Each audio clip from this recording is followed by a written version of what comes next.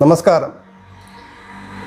ഞങ്ങളിന്ന് നിൽക്കുന്നത് ശ്രീ പ്രേം നസീർ സാറിൻ്റെ ബന്ധുവായ നസീർ സാറിൻ്റെ മറ്റൊരു നസീറാണ്. അദ്ദേഹത്തിൻ്റെ വീട്ടിലാണ്. അദ്ദേഹം പ്രേം നസീറിൻ്റെ ശേഷകാരനായിട്ട് വരും, സഹോദരിയുടെ മകനായിട്ട് വരും. അദ്ദേഹത്തെയാണ് ഞങ്ങളിന്ന് നിങ്ങൾക്ക് പരിചയപ്പെടുത്തുന്നത്. നമസ്തേ സാർ. നമസ്കാരം സാറ്. സാറിൻ്റെ പേര് നസീർ എന്നാണ്. ഇപ്പോൾ പ്രേം നസീറിൻ്റെ ആ പേരുമായിട്ട് താങ്കളുടെ പേരിന് എന്താണ് ബന്ധം? അങ്ങനെ പ്രത്യേകിച്ച് ബന്ധമൊന്നുമില്ല. കാരണം ഞാൻ ജനിച്ച് 2 വർഷം കഴിഞ്ഞതിന് ശേഷമാണ് അദ്ദേഹം സിനിമയിലോട്ട് പ്രവേശിക്കുന്നത്, സിനിമാ രംഗത്തോട്ട് വരുന്നത്. ഞാൻ 1950 ജനിച്ച്.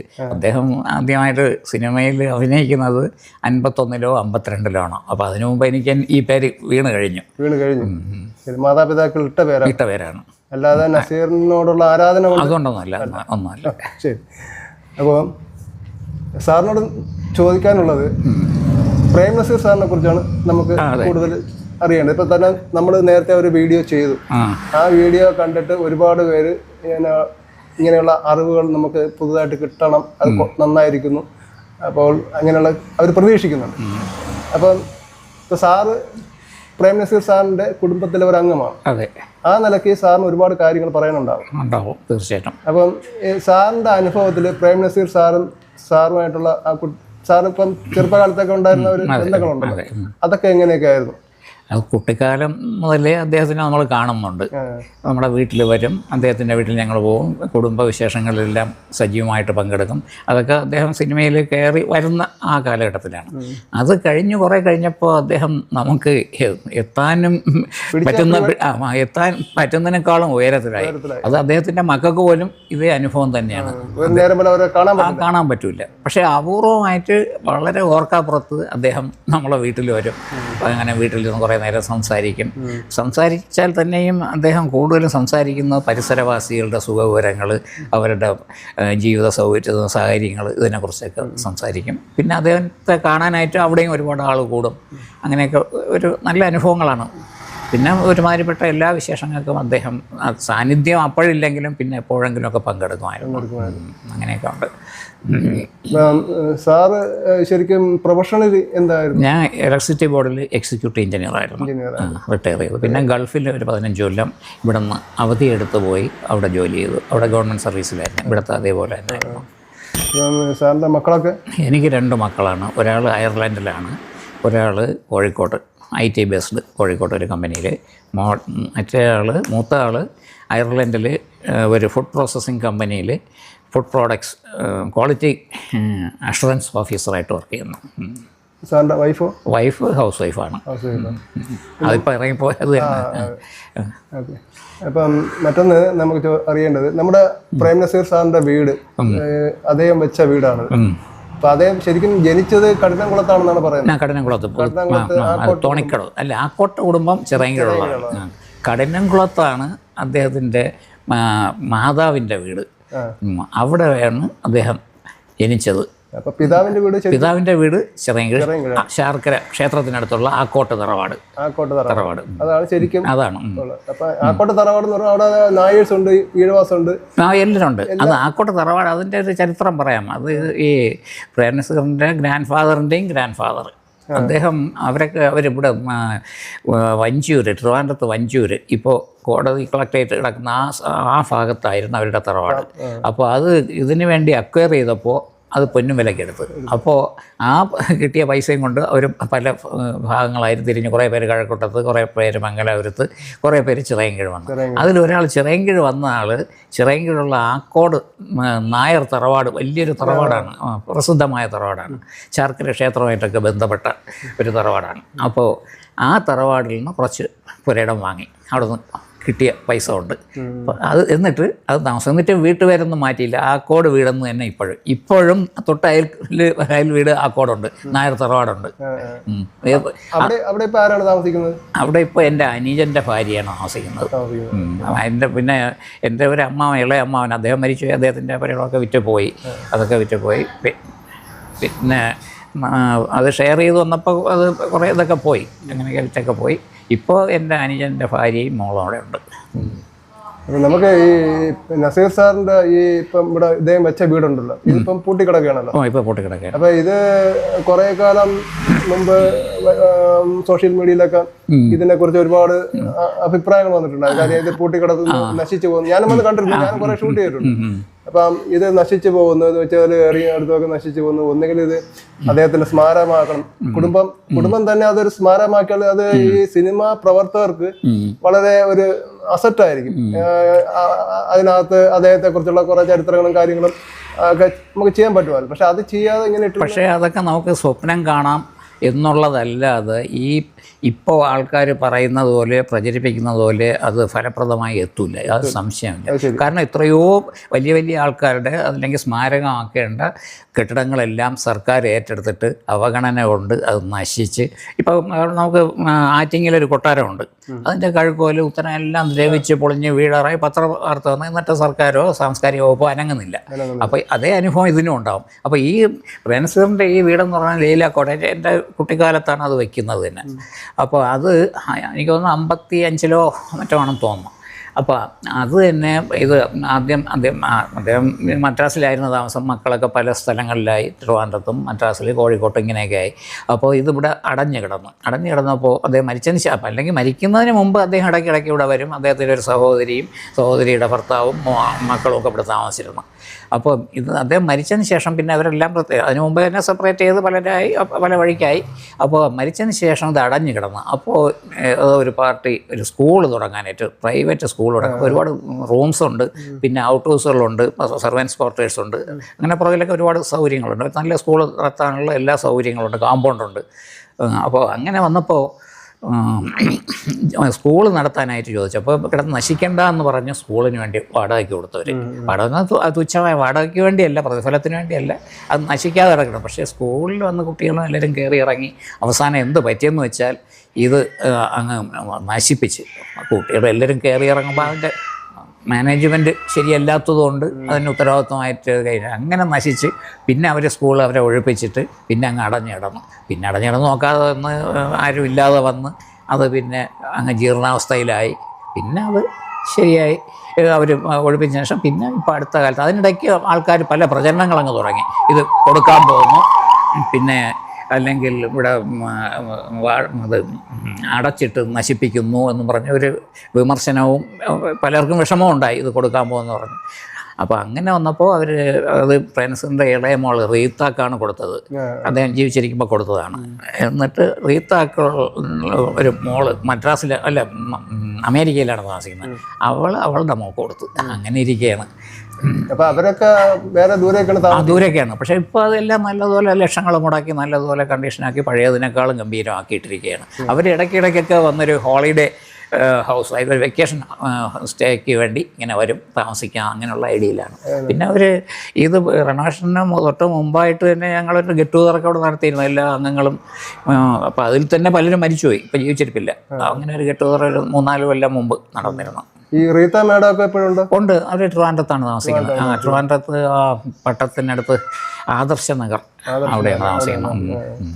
ഇപ്പം അദ്ദേഹത്തിന്റെ സഹോദരങ്ങളിലെ ഇപ്പം ആരൊക്കെയാണ് ജീവിച്ചിരിക്കുന്നത്? സഹോദരങ്ങളെന്ന് പറഞ്ഞാൽ ഇപ്പോൾ ജീവിച്ചിരിക്കുന്ന ഒരാൾ ഇവിടെ തന്നെയുണ്ട്, ചിറയൻകീഴ് തന്നെയുണ്ട്, പുളിമൂട് ജംഗ്ഷനടുത്ത്. ലത്തീഫ് എന്ന് പറയുന്ന ആളിൻ്റെ ഭാര്യ. ലത്തീഫ് എന്ന് പറയുന്ന ആൾ പ്രേംനസീറിൻ്റെ ഭാര്യ സഹോദരനും കൂടെയാണ് കേട്ടോ. പിന്നെ പ്രേംനസീറിൻ്റെ സഹോദരി അദ്ദേഹം കല്യാണവും കഴിച്ചത്. അത് ഈ വീട്ടിൽ തന്നെയാണ് കല്യാണത്തിൻ്റെ ചടങ്ങോ എല്ലാം നടന്നത്. ഷാനവാസിൻ്റെ എല്ലാ കല്യാണവും മദ്രാസിൽ താമസിച്ചെങ്കിലും അദ്ദേഹത്തിൻ്റെ മനസ്സും ചിന്തയും മുഴുവനും ഇവിടെയായിരുന്നു, ചിറയൻകീഴ്. ഏത് ഫംഗ്ഷനും ചിറയൻകീഴിനെ ബേസ് ചെയ്ത് നടക്കൂ, അങ്ങനെയായിരുന്നു പുള്ളിയുടെ ഒരു ചിട്ട അതായിരുന്നു. അപ്പോഴും ഭയങ്കര ഉത്സവം, എല്ലാ ദിവസവും ഉത്സവം തന്നെയായിരുന്നു. അദ്ദേഹം ഇല്ലെങ്കിൽ പോലും സ്ഥലത്തില്ലാത്ത സമയത്താണെങ്കിലും ഈ വീട്ടിൽ ഒരുപാട് ആൾക്കാർ ബന്ധുക്കളായിട്ടും സുഹൃത്തുക്കളായിട്ടും പരിചയക്കാരായിട്ടും പിന്നെ പണപ്പിരിവിന് വരുന്നവരും എല്ലാം അങ്ങനെ ഒരുപാട് ആൾക്കാർ വന്നും പോയിരുന്ന ഒരു ഇതാണ്. ഇപ്പോൾ അടഞ്ഞു കിടക്കുന്നു എന്നുള്ളതേ ഉള്ളൂ. പക്ഷെ എന്നാലും ഇപ്പം നല്ല വൃത്തിയായി കിടക്കുകയാണ്. അപ്പോൾ ഈ അദ്ദേഹമാണല്ലോ ഈ ലത്തീഫ് അവർക്ക് പെട്രോൾ പമ്പ് ഉണ്ടായിരുന്നു. അതൊക്കെ മതിയാക്കി. കാരണം അവരും മക്കളൊക്കെ വളർന്ന് അവരൊക്കെ ജോലിയും കാര്യങ്ങളും കാര്യങ്ങളൊക്കെ ഒരു മോള് എറണാകുളത്താണ് താമസിക്കുന്നത്, ഒരു ബിസിനസ് തന്നെയാണ് കല്യാണം കഴിച്ചത്. പിന്നെ ഒരു മോൻ ഡോക്ടറാണ്, പുള്ളി ഇവിടെ വലിയ കുന്ന് ഗവൺമെൻറ് ഹോസ്പിറ്റലിൽ ഓർത്തോ സ്പെഷ്യലിസ്റ്റാണ്. അതാരാണ്? അത് സുനിൽ ലത്തീഫ്. ചിറയൻകിടായിരുന്നു. പിന്നെ ശാസ്താംകോട്ട ആയി അവിടെ നിന്ന് പിന്നെ ഇവിടെ വന്നു. ഈ മറ്റൊന്ന് നമുക്ക് അറിയേണ്ടതെന്ന് പറയുന്നത്, ഈ പ്രേം നസീർ സിനിമാ ജീവിതത്തിൽ അദ്ദേഹത്തിൻ്റെ അനുഭവങ്ങൾ എന്തെങ്കിലും പങ്കുവച്ചിട്ടുണ്ടോ? സിനിമ വീട്ടിലെന്നൊക്കെ വരുമ്പോഴൊന്നും അതൊന്നും പറയാറില്ല, അങ്ങനെ ഒന്നും പറയാറില്ല. നമ്മളത് അദ്ദേഹത്തിൻ്റെ അത് നമുക്ക് അത്ഭുതം. നമ്മൾ ആദ്യം കാണുമ്പോൾ ഓർക്കാപ്പുറത്താണല്ലേ കാണുന്നത്, ഒരു മുന്നറിയിപ്പില്ലാതൊക്കെയാണ് വരുന്നത് തന്നെ. അപ്പോൾ അങ്ങനെ വന്ന് വീട്ടിൽ വരുമ്പോൾ നമ്മൾ ആദ്യം ഇതുണ്ടല്ലോ പെട്ടെന്ന് പൂർണ്ണേന്ദ്രം ഉദിച്ചണക്ക് തോന്നും കേട്ടാ. നമ്മൾ അത്ഭുതത്തോടെ നോക്കും. അപ്പോൾ ചിരിച്ചോണ്ട് വന്ന് സംസാരിച്ചിട്ട് കാര്യങ്ങൾ പറഞ്ഞു വരുമ്പോൾ പിന്നെ നമ്മളിലുള്ള ഒരാളായിട്ട് പെട്ടെന്ന് പുള്ളി അങ്ങ് മാറും കേട്ടാ. ഒരു സിനിമാക്കാരൻ്റെ ഒരു ജാടയോ അല്ലെങ്കിൽ അതിൻ്റേതായ ആ രീതിയിലുള്ള സംഭാഷണം ഒന്നും നാടൻ ശൈലിയിൽ ഒരു നാട്ടിൻപുറത്തെ ഒരു സാധാരണക്കാരൻ്റെ ശൈലിയിലാണ് പുള്ളിയുടെ പെരുമാറ്റവും സംസാരവും എല്ലാം.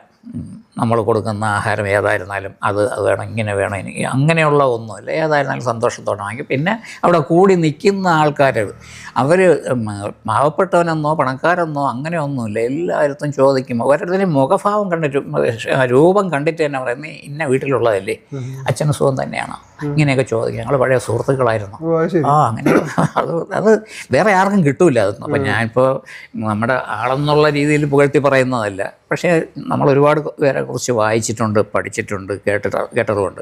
പക്ഷെ ഇത്രയും ആ ഉന്നതിയിൽ വളരെ ഉയരത്തിൽ നിൽക്കുമ്പോഴും ആ എളിമയും വിനയവും അത് വേറെ ആരിലും കണ്ടിട്ടില്ല. ഞാൻ കണ്ടിട്ടില്ല. എൻ്റെ അനുഭവം പറയാം. അത് എൻ്റെ അനുഭവമാണ്. സിനിമാ ഫീൽഡിൽ ഉള്ളവർ സിനിമാ ഫീൽഡിൽ അല്ല, വേറെ രാഷ്ട്രീയ ഫീൽഡിലായിരുന്നു. അവർക്ക് അവരുടേതായ ഒരു ഇത് കാണിക്കും അവർ. പക്ഷെ ഇദ്ദേഹം അതൊന്നുമില്ല. നമ്മളിലൊരാളായി. അത് മാത്രമല്ല, നമ്മൾ ചിരകാലം ഒരുമിച്ച് ഇടപഴകി കഴിഞ്ഞ ഒരു വ്യക്തിയെ പോലെ ഇരുന്നാണ് സംസാരിക്കുന്നത്. അതാണ് ഒരു പ്രത്യേകതയാണ്. അത് വേറെ ആർക്കും നമുക്ക് കാണാൻ പറ്റില്ല. എൻ്റെ കൂടെ പഠിച്ച കൂട്ടുകാരന്മാർ വരെ ഉണ്ട്, അവർ പോലും ഇതുപോലെ ഇടപഴകി സംസാരിക്കില്ല, എത്രയോ കാലം ഒരുമിച്ച് സഹകരിച്ച ആൾക്കാർ. അപ്പോൾ അതൊരു പ്രത്യേക ഒരു അനുഭവമാണ്. അത് നമുക്ക് മറക്കാൻ ഒക്കില്ല. കുടുംബമായിട്ടൊക്കെ നല്ല എല്ലാവരെയും കാര്യങ്ങൾ ചോദിക്കും. പിന്നെ അതുപോലെ അദ്ദേഹം വന്നിട്ട് പുറത്തോട്ടൊക്കെ പോകുമ്പോൾ ഇവിടെ നിന്ന് ചിലപ്പോൾ ഈ വീട് നമ്മുടെ വീട് എൻ്റെ വീടുമായിട്ട് 500 മീറ്ററേ ഉള്ളൂ കേട്ടോ. നടന്നാണ് ചിലപ്പോഴൊക്കെ വരുന്നത്. അത് ഈ ചില പെരുന്നാൾ ദിവസങ്ങളിലൊക്കെ വരുമ്പോൾ പള്ളിയിൽ പോവും, നിസ്കരിക്കാൻ പോയിട്ട് അതിൻ്റെ കുറച്ചപ്പുറമാണ് ഞങ്ങളൊക്കെ ഒരേ പള്ളിയിൽ പെട്ട ആളുകളാണ്. എൻ്റെ ഫാദറിനെയൊക്കെ അടക്കിയിരിക്കുന്ന അദ്ദേഹം അന്ത്യവിശ്രമം കൊള്ളുന്ന അതേ പള്ളി തന്നെയാണ്, കാട്ടുമുറാക്കൽ പള്ളിയിലാണ്. അപ്പോൾ കാട്ടുമുറാക്കൽ പള്ളിയാണ് അദ്ദേഹം വെച്ച് കൊടുത്തത്, അതേ അപ്പുറത്തെ അല്ലല്ല, കാട്ടുമുറാക്കൽ പള്ളിയുടെ അതിനുവേണ്ടി ഒരുപാട് സംഭാവനയും ചെയ്ത് അതിൻ്റെ മെയിൻ ഗേറ്റ് അദ്ദേഹത്തിൻ്റെ സംഭാവനയാണ്. അതിങ്ങനെ ഞാൻ കേട്ടിട്ടുണ്ട്, നമ്മളെ കുട്ടിക്കാലത്ത് തന്നെ അത് കേട്ടിട്ടുണ്ട്. അപ്പോൾ അങ്ങനെ വരും. പിന്നെ ഈ വരുന്ന ഇങ്ങനെ ഇതുപോലെ നമ്മുടെ വീട്ടിലൊക്കെ വന്നിട്ട് നടന്നൊക്കെ വരും. അപ്പം നടന്നു പോകണമൊക്കെ പുള്ളിക്ക് വലിയ ഇഷ്ടമാണല്ലോ, കാരണം ഒരുപാട് ആൾക്കാരെ കാണാൻ പറ്റും. പിന്നെ അവസാനമായപ്പോൾ ഈ ആരാധകർ കയറി അങ്ങ് പോകും, ശല്യമാവും, ഓരോ കാര്യത്തിനും ഇങ്ങനെ മുമ്പോട്ട്. പക്ഷേ പുള്ളി ആരെയും നിരാശപ്പെടുത്തില്ല. പോകുമ്പോൾ എന്തൊരു സുഖം തന്നെയെന്നൊക്കെ ചോദിക്കും, തോളിൽ തട്ടിത്തടവി അങ്ങനെയൊക്കെയാണ് വരുന്നത്. അവസാനം പുള്ളിക്ക് സമയം ഭയങ്കര വളരെ പരിമിതമായ സമയമുള്ളൂ. അതുകൊണ്ട് പിന്നെ കാറിൽ വരും, പെട്ടെന്ന് വീടുകളിലൊക്കെ എന്തെങ്കിലും ഒരു മരണം നടന്നിട്ടുണ്ടെങ്കിൽ, ഇത് കല്യാണം നടത്തിയിട്ടുണ്ടെങ്കിൽ അവിടെയൊക്കെ എല്ലായിടത്തും ദിവസം പങ്കെടുത്തിട്ട് വരും. അപ്പോൾ അങ്ങനെ ഈ നടന്നൊക്കെ വരുന്ന വഴിക്ക് ഇപ്പോൾ പരിചയക്കാരെങ്കിലും കാണുകയാണെങ്കിൽ വിളിച്ച് നിർത്തി സംസാരിക്കും. അപ്പോൾ സംസാരിക്കുന്നതിനിടയിൽ തന്നെ അവസാനം അപ്പം ഞാൻ പോട്ടെ, സമയമില്ല, നമുക്ക് ഇനി എപ്പോഴും കാണാമെന്നൊരു ഷേക്ക് ഹാൻഡ് ചെയ്യും. അപ്പോൾ ഇതിനിടയ്ക്ക് അദ്ദേഹത്തിൻ്റെ കൈ പോക്കറ്റിലായിരിക്കും, പാൻറ്റിൻ്റെ പോക്കറ്റിലായിരിക്കും. എന്നിട്ട് അവസാനം ഷേക്ക് ഹാൻഡ് ചെയ്യുമ്പോൾ ഒരു മാജിക്ക് പോലെ കുറച്ച് നോട്ട്, അന്നത്തെ പടപടത്തെ പുത്തൻ നോട്ട്, അത് കൈമാറിയിരിക്കും. മറ്റേ ആളും എന്താ കേട്ടോ, അത് 100 രൂപ നോട്ട് കുറഞ്ഞ ഒരു എമൗണ്ടാണ് അന്നത്തെ പുള്ളിയുടെ കയ്യിൽ ഉള്ളത്. അത് കുറഞ്ഞ ഡിനോമിനേഷനിലൊന്നും പുള്ളി സൂക്ഷിക്കില്ല. 100 രൂപ. പക്ഷെ അത് 100 അത് പുള്ളി ഇതിനിടയിൽ വെച്ച് എണ്ണുന്നുണ്ടാവും. അത് നോക്കറിഞ്ഞു നല്ലൊരു തുക അതിൽ കിട്ടും എന്തായാലും. അതിങ്ങനെ ആളും തരവും അവരുടെ സാമ്പത്തിക നിലയൊക്കെ വെച്ച് എന്നിട്ട് പറയും ചെയ്യും, ഞാൻ നിങ്ങളെക്കുറിച്ച് അവിടെ ഇങ്ങനെ അന്വേഷിക്കാറുണ്ട്, അപ്പോൾ ഇങ്ങനെയൊക്കെയാണ് മക്കളൊക്കെ, ഇങ്ങനെയൊക്കെയാണ്, അതൊക്കെ എല്ലാവരും അറിയും. പിന്നെ പലരും ഗൾഫിൽ പോകുന്നവർക്ക് ചില ബുദ്ധിമുട്ടൊക്കെ ഉള്ളവർ പോകാനായിട്ട് ആഗ്രഹിക്കും, അവർക്ക് സാമ്പത്തിക സഹായം ചെയ്യും. പിന്നെ അവിടെ ഗൾഫിൽ തന്നെ പുള്ളിക്ക് ഒരുപാട് സുഹൃത്തുക്കളെ ഉണ്ടല്ലോ, അപ്പോൾ അവരിലൊക്കെ വിളിച്ച് പറഞ്ഞും നമുക്ക് ശുപാർശകൾ ചെയ്തിട്ട് ഒരുപാട് പേരെ അങ്ങനെ രക്ഷപ്പെടുത്തിയിട്ടുണ്ട്. ഈ നസീർ സാറിന്റെ മക്കളില് ഇപ്പൊ നമ്മള് ഒരാൺ കുട്ടിയാണല്ലോ ഷാനവാസ്. പക്ഷെ അദ്ദേഹം ബാലചന്ദ്ര മേനോൻ സിനിമയിൽ അവതരിപ്പിച്ചു, 1-2 പടങ്ങൾ ചെയ്തു. അതില് നല്ലൊരു അഭിനേതാവാണെന്ന് അദ്ദേഹം തെളിയിച്ചിട്ടുണ്ട്. പ്രേമഗീതങ്ങൾ പടം ചെയ്തിട്ടുണ്ട്. അത് ഈ ഒരാള് നന്നായിട്ട് അഭിനയിക്കണമെന്ന് പറഞ്ഞാൽ സംവിധായകന്റെ മനസ്സിൽ ആ കഥാപാത്രത്തിന്റെ കറക്റ്റ് രൂപം വേണം. അതില്ലാതെ വരുമ്പോൾ അവർ പറയുന്ന രീതിയിൽ ഇവരെല്ലാം അങ്ങനെ തന്നെയല്ലേ ചെയ്യുന്നത്. പക്ഷേ ഇപ്പോഴങ്ങനെയല്ല. ഇപ്പോൾ എന്ന് പറഞ്ഞാൽ നടന്മാർ അവർ പറയും എനിക്ക് ഈ രീതിയിലേ പറ്റൂ എന്ന് പറയും. അദ്ദേഹത്തിൻ്റെ സമയത്ത് അദ്ദേഹം പറയുന്ന അവരാണ് അതിൻ്റെ ശില്പി. അപ്പോൾ അവർ പറയുന്നതനുസരിച്ച് കൊടുക്കുക. അപ്പോൾ പടം വിജയിച്ചിട്ടുണ്ടെങ്കിൽ അദ്ദേഹത്തിൻ്റെ ഒരു കഴിവുമുണ്ട്, സംവിധായകൻ്റെ കഴിവുമുണ്ട്. ഇപ്പം ഞാൻ പറയാം ഷാനവാസിൻ്റെ അഭിനയം അദ്ദേഹത്തിന് അഭിനയിക്കാൻ അറിഞ്ഞുകൂടാത്തത് കൊണ്ടല്ല, സിനിമയിൽ നിന്നും ആ രീതിയിൽ ട്യൂൺ ചെയ്തെടുക്കാത്തത് കൊണ്ടാണ്. അതല്ല, അദ്ദേഹത്തിനെ കുറിച്ച് നമ്മൾ കേട്ടിട്ടുള്ള അദ്ദേഹത്തിന് ബിസിനസ് മൈൻഡ് ആയിരുന്നു. അങ്ങനെ അതുണ്ടായിരുന്നു. അദ്ദേഹം നേരെ ദുബായിക്ക് പോയി അവിടെ എന്തോ ബിസിനസ് തുടങ്ങുകയും അതുകൊണ്ടിട്ടാണ് ഇൻഡസ്ട്രിയിൽ നിന്ന് പിന്നെ അദ്ദേഹത്തിന് വലിയൊരു ഇതില്ലാതെ പോയത്. പിന്നെ വന്നപ്പോൾ വളരെ വൈകി പോയി. അപ്പോഴേക്കും ഇവിടെ വളരെ മറ്റുള്ളവരൊക്കെ നല്ല ഉയരത്തിലായി കഴിഞ്ഞത്. അപ്പോൾ ഇപ്പോൾ അദ്ദേഹത്തിൻ്റെ അവസ്ഥ എന്താണ്? ഇപ്പോൾ അവർ മക്കളിപ്പോൾ എല്ലാവരും ഇപ്പോൾ ആരോഗ്യ പ്രശ്നങ്ങളുമായിട്ട് ഇങ്ങനെ കഴിഞ്ഞുകൂടെയാണ്, വിഷമിക്കുകയാണ്. അതായത് മൂത്ത മകൾ ലൈലാക്കും ആരോഗ്യ പ്രശ്നങ്ങളൊക്കെ ഉണ്ട്. അപ്പോൾ അങ്ങനെ ദൂരയാത്രയൊന്നും ചെയ്യാൻ പറ്റില്ല. ഇപ്പോൾ മകളുടെ കോഴിക്കോടാണ് സെറ്റിൽ ചെയ്തിരിക്കുന്നത്. എന്നാലും അവരുടെ ഒരു മകൾ ഇവിടെയാണ്, കോയമ്പത്തൂരാണ് മകളും ഭർത്താവും. അവിടെ അവരുടെ കൂടെയാണ്. പിന്നെ രണ്ടാമത്തെ മകൾ ഇതുപോലെ പാർക്കിൻസൺ രോഗം വന്ന് പിന്നെ ഈ അസ്ഥി പൊടിയുന്ന രോഗവും കൂടെ ഉണ്ട്. ഒരിക്കൽ കട്ടിൽ നിന്ന് ഇറങ്ങാൻ പോകുമ്പോൾ തറയിൽ വീണ് പൊട്ടലൊക്കെ വന്ന് അങ്ങനെ കിടപ്പൊക്കെ ആയിരുന്നു. അവസാനം വളരെ എഴുതള്ളിയ കേസ് വരെ ആയി. ആ സാഹചര്യം വരെ എത്തിയിട്ട് പിന്നെ അവസാനമായപ്പോൾ അതിൽ നിന്നൊക്കെ റിക്കവർ ചെയ്ത് ഇപ്പോൾ കഷ്ടിച്ചൊക്കെ എണീറ്റൊക്കെ ഇരിക്കും. അല്ലല്ല, അപ്പോഴൊന്നും കുഴപ്പമില്ല. ഇതെല്ലാം അദ്ദേഹം മരിക്കുന്നവരെ ആർക്കും ഒരു പ്രശ്നമില്ലായിരുന്നു, യാതൊരു പ്രശ്നവുമില്ലായിരുന്നു. എല്ലാവരും നല്ല ആരോഗ്യ ഉള്ളവരായിരുന്നു. എല്ലാ സ്ഥലങ്ങളിലും പോയും വരെയും. അദ്ദേഹം ഇപ്പോൾ എവിടെയെങ്കിലും എല്ലാ സ്ഥലത്തും എത്താൻ പറ്റിയില്ലെങ്കിലും നമ്മുടെ നാട്ടിൽ നടക്കുന്ന വിശേഷങ്ങൾക്ക് ഭാര്യയോ മക്കളെയോ സഹോദരങ്ങളെയൊക്കെ അയച്ച് അദ്ദേഹത്തിൻ്റെ സാന്നിധ്യം ഉള്ളതുപോലെ ഒരു സാഹചര്യം അവിടെ സൃഷ്ടിക്കും. അങ്ങനെയായിരുന്നു. ഇതിപ്പം എത്ര മക്കളായിരുന്നു? 4 മക്കൾ. അത് മൂത്ത ആളിൻ്റെ കാര്യം ഞാൻ പറഞ്ഞു, ലൈല. രണ്ടാമത്തെ റസിയ, അതാണ് ഇപ്പോൾ ഞാൻ പറഞ്ഞില്ലേ ഈ പാർക്കിൻസൻ്റെ മകളാണ്. മൂന്നാമത്തതാണ് ഷാനവാസിനും ഈ ഡയബറ്റിക്കൊക്കെ വന്നിട്ട് അത് കുറച്ച് അങ്ങ് ലെവൽ കൂടി, ബ്ലഡ് ഷുഗർ കൂടി. പിന്നെ അത് കിഡ്നിയെ ബാധിച്ച് കിഡ്നി ട്രാൻസ്പ്ലാന്റേഷൻ നടത്തി. പിന്നെ അതുമായിട്ട് ബന്ധപ്പെട്ട് കാലും കൈയൊക്കെ ഇതൊക്കെ വന്ന് ഇൻഫെക്ഷനൊക്കെ അടിച്ച് പിന്നെ കുറച്ച് മുറിച്ച് മാറ്റേണ്ടി വന്നു. ഇപ്പോൾ വീട്ടിൽ തന്നെ റെസ്റ്റ് എടുക്കുകയാണ്. വേറെ കുഴപ്പമൊന്നുമില്ല. ഇപ്പോൾ നല്ല രീതിയിലൊക്കെ പോകുന്നു. എന്നാലും കൂടുതൽ ആൾക്കാരുമായിട്ട് ഈ ഇൻഫെക്ഷൻ്റെയൊക്കെ പ്രോബ്ലം ഉള്ളതുകൊണ്ട് അങ്ങനെ മിങ്കിൾ ചെയ്യണ്ട എന്നുള്ള ഒരു അഡ്വൈസ് ഡോക്ടർ പറഞ്ഞതുകൊണ്ട് അങ്ങനെ വീട്ടിൽ തന്നെ ഇരിക്കുകയാണ്. അദ്ദേഹത്തിൻ്റെ മക്കളൊക്കെ 2 ആൺമക്കളാണ്. ഒരാൾ കല്യാണം കഴിച്ച്, ഒരാൾ കൂടെ തന്നെ ഉണ്ട്. മലേഷ്യയിൽ അദ്ദേഹത്തിൻ്റെ മൂത്ത സഹോദരിയുടെ മകളെയാണല്ലോ കല്യാണം കഴിച്ചത്. ഫ്രണ്ട്സിൻ്റെ മൂത്ത സഹോദരിയുടെ മകൾ, സ്വന്തം മുറ പെണ്ണെയാണ് കല്യാണം കഴിച്ചത്. അവർ ട്രിവാൻഡ്രത്തൊരു ഇതിലാണ്, ഫ്ലാറ്റിലാണ് താമസിക്കുന്നത്. മദ്രാസിലെ വീടൊക്കെ വിറ്റ്, എല്ലാം വിറ്റ്. ഒരുപാട് വസ്തുക്കളൊക്കെ ഒരുപാടുണ്ടായിരുന്നു. അതൊക്കെ കൊടുത്തെന്ന് പറഞ്ഞാൽ അദ്ദേഹം ജീവിച്ചിരിക്കുമ്പോൾ തന്നെ ഓരോരുത്തരും വന്ന് ഓരോ ആവശ്യങ്ങൾ പറയും. അങ്ങനെ പറയുമ്പോൾ അദ്ദേഹം ആയിക്കോട്ടെ എന്ന് പറയാൻ കൊടുക്കും. അത് വില വെച്ചാലും അങ്ങനെയൊന്നുമില്ല, ലാഭനഷ്ടമൊന്നും നോക്കൂല. അങ്ങനെയാണെങ്കിൽ അപ്പോൾ തോന്നയ്ക്കൽ കുമാരനാശാൻ്റെ ആ സ്മാരകത്തിൻ്റെ നേരെ ഓപ്പോസിറ്റ് നാഷണൽ ഹൈവേയോട് ചേർന്ന് 9 ഏക്കർ പുരയുടെ ഉണ്ടായിരുന്നു. 9 ഏക്കർ ആലോചിച്ച് നോക്കണം. ഇന്ന് സങ്കല്പിക്കാൻ ആകില്ല, ഇന്നത്തെ വിലയും സങ്കല്പിക്കാൻ ആകില്ല. അപ്പോൾ അതിൻ്റെ അത് അവിടെ ഒരു സ്കൂളും കോളേജൊക്കെ ഉള്ള ഒരു ഹോസ്പിറ്റലൊക്കെ ഉള്ള ഒരു ഡോക്ടർ, അദ്ദേഹത്തിൻ്റെ പരിചയക്കാരൻ തന്നെ, ഗൾഫിൽ വെച്ച് അദ്ദേഹം താമസിച്ച ഹോട്ടലിൽ ചെന്നിട്ട് എനിക്ക് ഇത് കിട്ടിയാൽ കൊള്ളാം, ഒരു എഞ്ചിനീയറിംഗ് കോളേജ് തുടങ്ങാനാണ്. AJ college of engineering and technology, science and technology അങ്ങനെ എന്തോണ്. അപ്പോൾ പറഞ്ഞ് അങ്ങനെയാണെങ്കിൽ കുറേ പിള്ളേർ പഠിക്കുന്നതല്ലേ, നമ്മുടെ നാട്ടിൽ കുറേ എഞ്ചിനീയർമാരുണ്ടാവട്ടെ എന്നും പറഞ്ഞിട്ട് അദ്ദേഹം പറഞ്ഞ വിലയ്ക്ക് എന്ന് നിങ്ങൾ എഴുതാൻ തയ്യാറാവുക, അന്ന് ഞാൻ അതിൻ്റെ സംവിധാനങ്ങളൊക്കെ ഒരുക്കാന്ന് പറഞ്ഞ് അങ്ങനെ എഴുതി കൊടുത്തു. ഇന്നത് ഉണ്ടെങ്കിൽ എത്ര മാസമാണ്. ഫ്രണ്ടിലാണ് ഹൈവേ ചേർന്ന് 9 ഏക്കർ ഒറ്റ പുരയുടെ, അത് നിരപ്പത്ത ഭൂമി. ഇപ്പം പ്രേം നസീർ സാറ് ശരിക്കും പൊതുജന മധ്യത്തിൽ മാത്രമല്ല കുടുംബത്തിനകത്തും പൊതുജനങ്ങളുടെ ഇടയിൽ, പിന്നെ പാവപ്പെട്ടവരുടെ ഇടയിൽ, പിന്നെ ഈ ദുരിതം അനുഭവിക്കുന്ന, അതാണ് ചിറയൻകീഴ് ആശുപത്രിയിൽ ഈ ആൾക്കാർക്ക് എക്സ്റേ എടുക്കാനൊന്നും അന്നത്തെ കാലഘട്ടത്തിൽ, അതായത് ഒരു 72-73 കാലഘട്ടം, ആ സമയത്ത് എക്സ്റേ എടുക്കണമെങ്കിൽ ചിറയൻകീഴ് എക്സ്റേ എടുക്കുന്ന ഒരു സംവിധാനമില്ല, ഒരു ക്ലിനിക്കോ ലാബോ ഒന്നുമില്ല. പിന്നെ ആറ്റിങ്ങിലും ഉണ്ടോയെന്ന് എനിക്കറിയില്ല. പിന്നെ മെഡിക്കൽ ട്രിവാൻഡ്രത്ത് പോയാലേ ഉള്ളൂ. അപ്പോൾ അദ്ദേഹത്തിന് തോന്നി അങ്ങനെയാണെങ്കിൽ മദറിൻ്റെ പേരിൽ ഒരു എക്സ്റേ വയ്ക്കാനായിട്ട് യൂണിറ്റ് സ്ഥാപിക്കാനായിട്ട് ഒരു കെട്ടിടം പണിഞ്ഞു കൊടുക്കാമെന്ന്. അങ്ങനെ അതിൻ്റെ ബന്ധപ്പെട്ട ഉദ്യോഗസ്ഥന്മാരും രാഷ്ട്രീയ ഭരണാധികാരികളുമായിട്ടൊക്കെ സംസാരിച്ച് അതിന് പെർമിഷൻ കിട്ടി. അദ്ദേഹത്തിൻ്റെ പൂർണ്ണ ഉത്തരവാദിത്വത്തിനും ചെലവിലും ആ ബിൽഡിംഗ് വെച്ച് കൊടുത്ത് അതിപ്പോഴും ഉണ്ട് അവിടെ. അതാണ് അസുമ മെമ്മോറിയൽ ബിൽഡിംഗ് എന്ന് പറഞ്ഞത്. എക്സ്റേ യൂണിറ്റ് അത് തന്നെയാണ്. നമ്മളെ ശാർക്കര അമ്പലത്തിലെ ആനയെ നടക്കി വെച്ചല്ലോ, അപ്പം അതിന്റെ ഒരു ചെറിയ വിവാദം ഉണ്ടായിട്ടുണ്ടായിരുന്നു. അതിലെന്തോ GK പിള്ളയെ പറ്റിച്ചെന്നും പറഞ്ഞുകൊണ്ട് അതൊക്കെ വെറുതെ GK പിള്ള പറഞ്ഞിട്ടുണ്ട്. അല്ലല്ല, അത് വെറുതെ പറയാം. GK പിള്ള എല്ലാം വളരെ അടുത്ത സുഹൃത്തുക്കായിരുന്നു. അവരൊന്നും ഇങ്ങനെയൊന്നും GK പിള്ള സാറിന് അതിന്റെ ആവശ്യവുമില്ല. അവരൊന്നും അങ്ങനെ പറ്റിക്കുന്ന സ്വഭാവമൊന്നുമില്ല. ഒരു ഇടക്കാലത്ത് സിനിമയിൽ പിന്നെ വർക്ക് ചെയ്യാതെ ഇരുന്നുകൊണ്ടായിരിക്കും ആൾക്കാർ അങ്ങനെ പറഞ്ഞു. ആൾക്കാർ അല്ലെങ്കിലും പറയും. അത് ഒരാൾ നന്നായി കാണുന്നത് വേറൊരാളിന് ഇഷ്ടപ്പെടില്ലല്ലോ, അതിൻ്റെ ഭാഗമായിട്ടുള്ളതാണ്. അപ്പോൾ GK പിള്ള സാറ് ഇതിൻ്റെ ഈ ആനയെ വാങ്ങിക്കുന്നതിൽ GK പിള്ള സാറിനെയാണ് ഏർപ്പാട് ചെയ്തത്.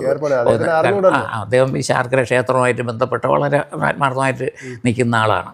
അപ്പോൾ അതിൻ്റെ കാര്യത്തിന് ക്ഷേത്രത്തിന് വേണ്ട രീതിയിലുള്ള എങ്ങനെയാണ് ആന വേണമെന്നുള്ളതൊക്കെ അദ്ദേഹത്തിന് ചുമതലപ്പെടുത്തി അദ്ദേഹവും വേറെയുള്ള സുഹൃത്തുക്കളും കൂടെ പോയി ആനയൊക്കെ പറഞ്ഞ് വാങ്ങിച്ച് കൊണ്ടുവന്ന് വലിയൊരു ഫംഗ്ഷനായിട്ടാണ് ഇവിടെ നിന്ന് ആനയെ നടക്കുന്നത്. കുട്ടിക്കാലാണ്. അപ്പം ഞാനോ പഠിക്കുന്ന സമയമാണ്, സ്റ്റുഡൻ്റ് ആണെന്ന്. അദ്ദേഹത്തിന് പത്മഭൂഷൺ കൊടുത്ത് ആദരിച്ചപ്പോൾ നമ്മളെ ശാർക്കര പൗരാവലിയിൽ ആദരിച്ചല്ലോ.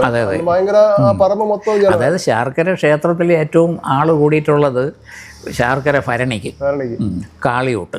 ഇത് കഴിഞ്ഞാൽ അവിടെ ഏറ്റവും കൂടുതൽ ജനങ്ങൾ ഒത്തുകൂടിയിട്ടുള്ളത് അദ്ദേഹത്തിനെ സ്വീകരിച്ചപ്പോഴും ആദരിച്ചപ്പോഴും പിന്നെ അദ്ദേഹത്തെ അനുസ്മരിച്ചപ്പോഴും. ഇപ്പം മറ്റന്നാൾ നടക്കാൻ പോവുകയാണ്, വന്ന് നോക്കാം. അപ്പോൾ നിങ്ങൾ പറ്റുമെങ്കിൽ നിങ്ങൾ ആ വീഡിയോ ഒന്ന് എടുക്കണം, അത് എടുക്കണം. വളരെ ഭയങ്കര ഇത്രയും വിപുലമായിട്ടുള്ള ഒരു ജനക്കൂട്ടം വേറെ ഒരു സ്ഥലത്തും ഇങ്ങനെ വരില്ല, ഒരു നടന് വേണ്ടിയും വരില്ല. മാത്രമല്ല ഇതിൽ വേറൊരു പ്രത്യേകതയുണ്ട്. മറ്റുള്ള ഇപ്പോൾ ഒരു രാഷ്ട്രീയ യോഗമോ അങ്ങനെയൊക്കെ ആണെങ്കിൽ ഒരുപാട് ആൾക്കാർ അത് വെളിയിൽ നിന്നെല്ലാം കൂലിക്കും വണ്ടതിലും ആളിനെ കൊണ്ടിറക്കിയാണ്. പിന്നെ ഈ ട്രിവാൻഡ്രത്ത് ഞാൻ ഈ പ്രേം നസീർ ഫൗണ്ടേഷൻ്റെ ഫംഗ്ഷനൊക്കെ നടക്കാറുണ്ട്. അത് നടക്കാറുണ്ടെന്ന് പറഞ്ഞാൽ ഞാൻ പ്രേം നസീർ ഫൗണ്ടേഷൻ്റെ സ്ഥാപക അംഗങ്ങളിൽ ഒരാളാണ്. അപ്പോൾ അതിനൊക്കെ ഞാൻ പങ്കെടുക്കാറുണ്ട്. അപ്പോൾ അതിലൊക്കെ പലർക്കും ഇൻവിറ്റേഷൻ കൊടുത്താണ് ആൾക്കാർ വരുന്നത്, ഈ ഗസ്റ്റുകളായിട്ട് വരുന്നത്. പക്ഷേ ഈ ശാർക്കര ക്ഷേത്രത്തിൽ നടക്കുന്നത് ഒരു മനുഷ്യർക്കും അതിൽ ഈ പ്രാസംഗികരായിട്ട് വരുന്നവരെ അറിയിക്കും ക്ഷണിക്കും എന്നുള്ളതല്ലാതെ ബാക്കി വരുന്നതെല്ലാം അദ്ദേഹത്തിനെ നെഞ്ചിലേറ്റി നടക്കുന്ന സാധാരണക്കാരിൽ സാധാരണക്കാരാണ്. പലരുണ്ട്, അങ്ങേറ്റം മുതൽ ഇങ്ങേറ്റമല്ല. പക്ഷെ എന്നാലും അത് ഒരു മനുഷ്യർക്കും അവരെ ഇൻവൈറ്റ് ചെയ്തുകൊണ്ട് ക്ഷണിച്ചു വരുത്തിയതെന്നല്ല, അവിടെ നിറഞ്ഞു കവിയും 10,000-ങ്ങളല്ലേ പങ്കെടുക്കുന്നത്, കണ്ടിട്ടുണ്ടല്ലോ. നമ്മളെ ഈ സിനിമാ രംഗത്ത് ഈ പ്രേം നസീറിന് പകരം വെക്കാനായിട്ട് ഇന്ന് വരെ ശരിക്കും പറഞ്ഞ വ്യക്തികൾ പോലുമില്ല. അദ്ദേഹത്തിന്റെ അഭിനയത്തെ കളിയാക്കുന്ന ആൾക്കാരോട് എനിക്ക് പറയാനുള്ളത്, നിങ്ങൾ അദ്ദേഹത്തിന്റെ ഇരുട്ടിന്റെ ആത്മാവെന്ന ചിത്രം കണ്ടു നോക്കണം. അദ്ദേഹത്തിന്റെ അഭിനയ മികവ് അതിൽ അറിയാം. അദ്ദേഹത്തിന് അതിൽ അന്നത്തെ രാഷ്ട്രപതിയുടെ രജത കമലം അവാർഡ് കിട്ടിയിട്ടുണ്ട്. അപ്പൊ ഇതേപോലെ അദ്ദേഹത്തെ ശരിക്കും ഉപയോഗപ്പെടുത്താനായിട്ട് നമ്മുടെ അന്നത്തെ സംവിധായകർക്ക് കഴിഞ്ഞില്ല. അദ്ദേഹത്തിന് എങ്ങനെ ഉപയോഗപ്പെടുത്തിയെന്ന് ചോദിച്ചു കഴിഞ്ഞാൽ കൊമേഴ്ഷ്യൽ താരമായിട്ട് അതായത് ഒരു മിനിമം ഗ്യാരണ്ടി നടൻ ആയതുകൊണ്ട് അദ്ദേഹം ഉണ്ടെന്ന് പറഞ്ഞാൽ ആ പടം വിജയിക്കും. അപ്പൊ അതുകൊണ്ട് അദ്ദേഹത്തിന് ആ ടൈപ്പ് ഓഫ് കാസ്റ്റിംഗ് ആയിരുന്നു നടന്നത്. അതിൽ ഒരു പ്രത്യേകതകളെന്ന് പറഞ്ഞാൽ അദ്ദേഹവും യേശുദാസും കൂടെ ചേർന്ന് കഴിഞ്ഞാലുള്ള ആ രംഗങ്ങൾ, ആ കോമ്പിനേഷൻ, അത് ജനങ്ങൾക്ക് വളരെ ഇഷ്ടപ്പെട്ടു.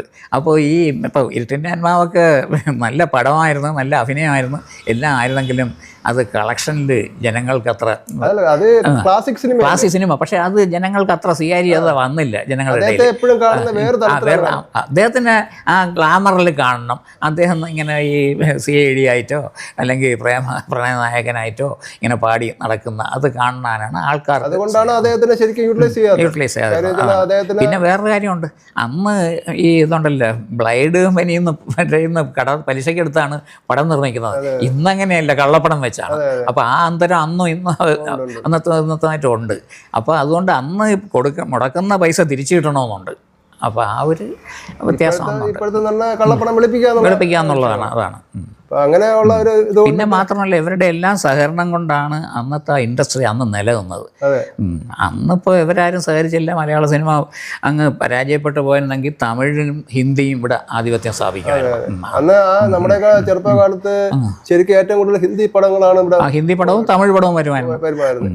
ഏറ്റവും കൂടുതൽ റിലീസ് തിരുവനന്തപുരത്ത് നടന്നിരുന്നത് സ്ഥിരമായിട്ട് ശ്രീകുമാർ തിയേറ്ററിൽ ഇംഗ്ലീഷും ഹിന്ദിയും. ഞാൻ ഇവിടുന്ന് എൻ്റെ വലിയമ്മയൊക്കെ അവിടെയാണ് താമസിക്കുന്നത്. അപ്പം ഞാൻ കുട്ടിക്കാലത്ത് അവിടെ പോയി 2 ദിവസമൊക്കെ നിൽക്കാറുണ്ട്. അപ്പം ഞങ്ങൾ അവിടെ പോയി നിൽക്കുമ്പോൾ എൻ്റെ അടുത്ത് ചേട്ടന്മാർ ചോദിക്കും, നിനക്ക് ഏത് സിനിമ കാണണം?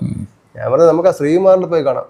അപ്പൊ അന്നത്തെ ധർമ്മേന്ദ്ര, മറ്റേ വിനോദ് ഖന്ന, ശത്രുഘ്ൻ സിൻഹ, പിന്നീട് വന്ന അമിതാഭ് ബച്ചൻ, ഇങ്ങനെയുള്ള പിന്നെ ഇംഗ്ലീഷ് പടങ്ങൾ, ഇതൊക്കെയാണ് നമ്മൾ കാണുന്നത്.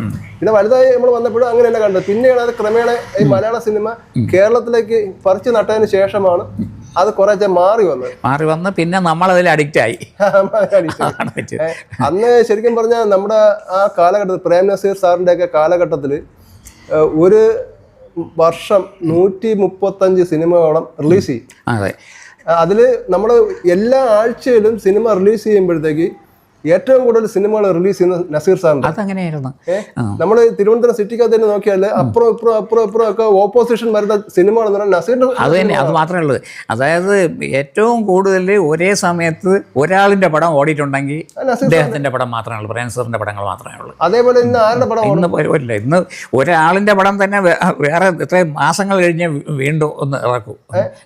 മറ്റതങ്ങനെയല്ല, എല്ലാ തിയേറ്ററിലും ഫുൾ കളക്ഷനാണ്, ഹൗസ്ഫുള്ളാണ്. ഇത് മത്സരം നസീർ സാറിന്റെ സിനിമ പരസ്പരം അനുസരിക്കുകയാണ്. ഒരു സമയത്ത് കേരളം മുഴുവനും നമ്മൾ നോക്കിയാൽ 95% തിയേറ്ററുകളിലും അദ്ദേഹത്തിന്റെ പടം ഒരേ സമയത്ത് ഓടിക്കൊണ്ടിരിക്കും. 3 ഷോ വെച്ച് കുറഞ്ഞത്. അത്ര ഗ്യാരണ്ടി ആയിരുന്നു അദ്ദേഹത്തിന്റെ. അത് ഗ്യാരണ്ടി. അദ്ദേഹത്തിൻ്റെ ആ മഹത്വം അറിഞ്ഞ ആൾക്കാരാണ് കൂടുതലും കേട്ടോ. അദ്ദേഹം ഈ സിനിമയിൽ മാത്രമല്ല, വ്യക്തി ജീവിതത്തിൽ നല്ലൊരു മനുഷ്യനാണെന്നുള്ളത് എല്ലാവർക്കും അറിയാമായിരുന്നുകൊണ്ട് അദ്ദേഹത്തോട് ഒരു നല്ലൊരു ആരാധന. ഇപ്പോഴും ആ മഹത്വം മനസ്സിലാക്കിയ ആളുകളാണ്. ഞാൻ പറഞ്ഞില്ലേ, ശാർക്കര ഈ ഇതിനിപ്പോൾ മരിച്ചിട്ട് 36 കൊല്ലമായി കഴിഞ്ഞു. അപ്പോൾ എന്നിട്ടും ഇപ്പോൾ വരാൻ പോകുന്ന ആൾക്കാരെ കാണും, ഭയങ്കര ജനമായിരിക്കും. ഇപ്പോൾ ഷീലയ്ക്ക് അവാർഡ് കൊടുക്കുന്നത് കൊണ്ട് കുറച്ച് ആൾക്കാർ കൂടുമെന്നുള്ളത് സത്യമാണ്. പക്ഷേ ഇനി വേറെ ഒരു ജൂനിയർ ആർട്ടിസ്റ്റിന് മികച്ച പ്രകടനം കാഴ്ച പ്രേം നസീറിൻ്റെ പേരിൽ കൊടുക്കുകയാണെങ്കിൽ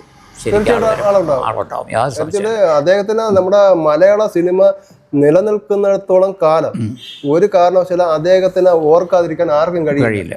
കാര്യം മലയാള സിനിമയെ ഇന്നത്തെ ഈ നിലയിൽ എത്തിച്ചതിന്റെ അദ്ദേഹത്തിന്റെ കോൺട്രിബ്യൂഷൻ വളരെ വലുതാണ്.